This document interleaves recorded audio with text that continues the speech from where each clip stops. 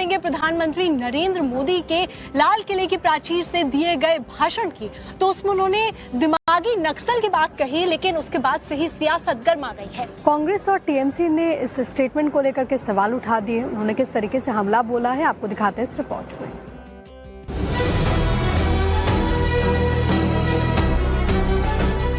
देश के 80वें स्वतंत्रता दिवस पर प्रधानमंत्री नरेंद्र मोदी ने दिमागी नक्सल वाला बयान दिया था।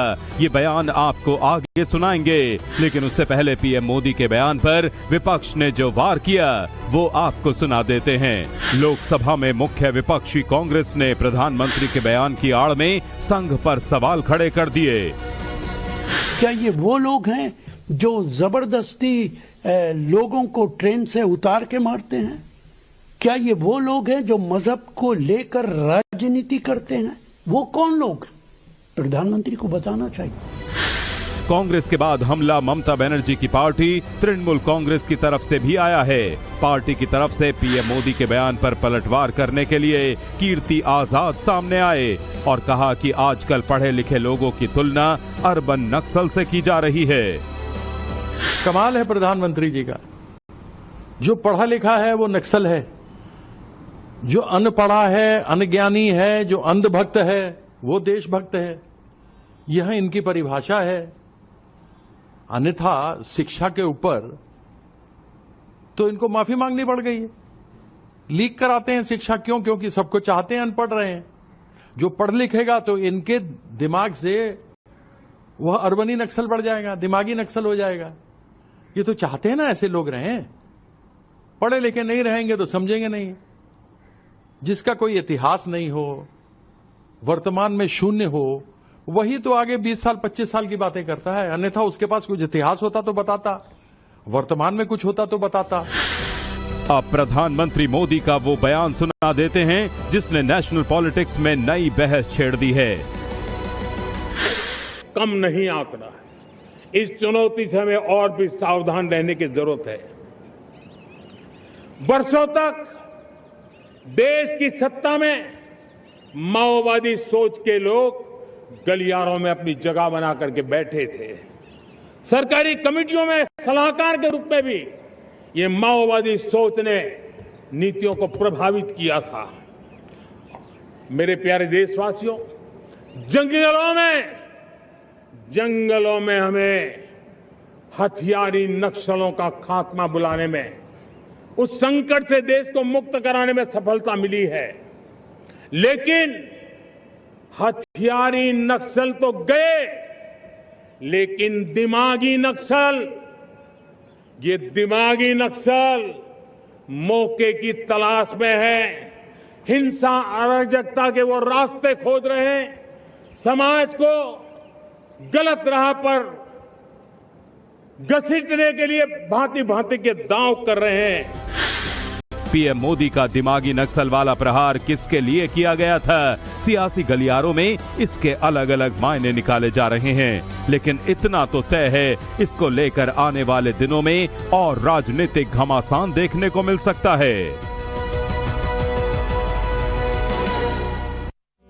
मैं जी भर जिया, मैं मन से मरूं, लौट कर आऊंगा, कूद से क्यों डरूं। ये बात अटल जी की सदैव याद रहेगी और इसी क्रम में आज उन्हें 8वीं बार पुण्यतिथि पर श्रद्धांजलि दी गई है।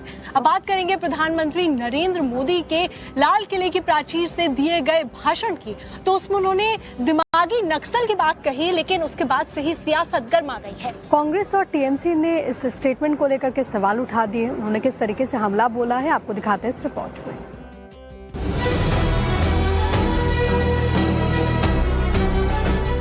देश के 80वें स्वतंत्रता दिवस पर प्रधानमंत्री नरेंद्र मोदी ने दिमागी नक्सल वाला बयान दिया था। ये बयान आपको आगे सुनाएंगे, लेकिन उससे पहले पीएम मोदी के बयान पर विपक्ष ने जो वार किया वो आपको सुना देते हैं। लोकसभा में मुख्य विपक्षी कांग्रेस ने प्रधानमंत्री के बयान की आड़ में संघ पर सवाल खड़े कर दिए। क्या ये वो लोग हैं जो जबरदस्ती लोगों को ट्रेन से उतार के मारते हैं? क्या ये वो लोग हैं जो मजहब को लेकर राजनीति करते हैं? वो कौन लोग? प्रधानमंत्री को बताना चाहिए। कांग्रेस के बाद हमला ममता बनर्जी की पार्टी तृणमूल कांग्रेस की तरफ से भी आया है। पार्टी की तरफ से पीएम मोदी के बयान पर पलटवार करने के लिए कीर्ति आजाद सामने आए और कहा कि आजकल पढ़े लिखे लोगों की तुलना अर्बन नक्सल से की जा रही है। कमाल है प्रधानमंत्री जी का, जो पढ़ा लिखा है वो नक्सल है, जो अनपढ़ा है, अनज्ञानी है, जो अंधभक्त है वो देशभक्त है। यह इनकी परिभाषा है। अन्यथा शिक्षा के ऊपर तो इनको माफी मांगनी पड़ गई है।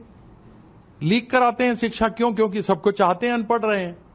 जो पढ़ लिखेगा तो इनके दिमाग से वह अर्बनी नक्सल बढ़ जाएगा, दिमागी नक्सल हो जाएगा। ये तो चाहते हैं ना ऐसे लोग रहें। पढ़े लिखे नहीं रहेंगे तो समझेंगे नहीं।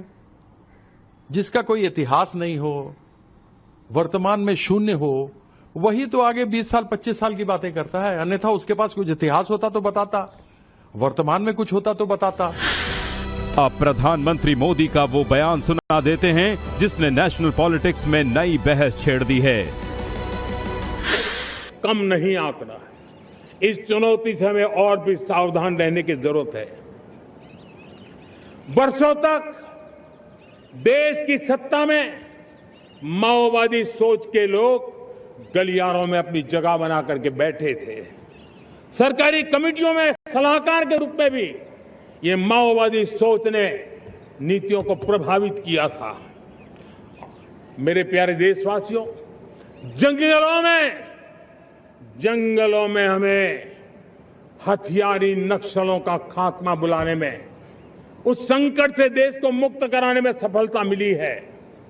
लेकिन हथियारी नक्सल तो गए, लेकिन दिमागी नक्सल, ये दिमागी नक्सल मौके की तलाश में है। हिंसा अराजकता के वो रास्ते खोज रहे हैं, समाज को गलत राह पर घसीटने के लिए भांति भांति के दांव कर रहे हैं। पीएम मोदी का दिमागी नक्सल वाला प्रहार किसके लिए किया गया था? सियासी गलियारों में इसके अलग अलग मायने निकाले जा रहे हैं, लेकिन इतना तो तय है, इसको लेकर आने वाले दिनों में और राजनीतिक घमासान देखने को मिल सकता है।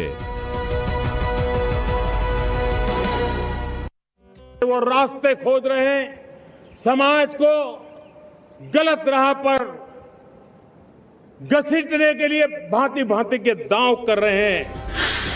पीएम मोदी का दिमागी नक्सल वाला प्रहार किसके लिए किया गया था? सियासी गलियारों में इसके अलग अलग मायने निकाले जा रहे हैं, लेकिन इतना तो तय है, इसको लेकर आने वाले दिनों में और राजनीतिक घमासान देखने को मिल सकता है।